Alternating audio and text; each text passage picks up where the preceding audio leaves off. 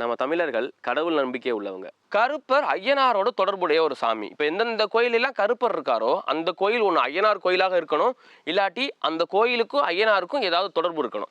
இப்போ பழனி முருகன் கோயிலில் கருப்பர் இருக்காரு அப்படின்னா, இப்போ பழனி முருகன் கோயிலில் அந்த யானை பாதை ஏறுறீங்களா, அந்த சைடில் பார்த்தீங்கன்னா ஒரு குட்டி சன்னதி இருக்கும். அங்கே வந்து சப்த கன்னிகள் இருப்பாங்க. இந்த சப்த கன்னிகள்ங்கிற தெய்வம் எல்லா ஐயனார் கோயிலே இருக்கும். யார் இந்த சப்த கன்னிகள் அப்படின்னு பார்த்தோம், அந்த 7 பேரை தான் இன்னைக்கு நம்ம சப்த கன்னிகளா பல ஐயனார் கோயிலில் சாமியாக வச்சு கும்பிட்டுக்கிட்டு இருக்கோம்.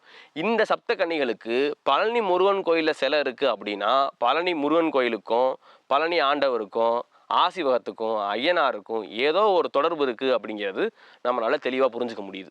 எல்லாருக்குமே தெரியும் முருகன் வந்து சேவல் கொடியோட இருப்பார் அப்படின்னு. அதே மாதிரி ஐயனாரும் சேவல் கொடியோட இருந்திருக்காரு. இதெல்லாம் வச்சு பார்க்கும்போது ஐயனாருக்கும் முருகனுக்கும் ஏதோ ஒரு தொடர்பு இருக்குது அப்படிங்கிறது நம்மளுக்கு தெரியுது. ஆனால் என்ன தொடர்புன்னு உங்களுக்கு தெரிஞ்சுக்கணுமா? வீடியோ ஃபுல்லாக பாருங்கள், கடைசியாக அதை சொல்ல போறேன் நான்.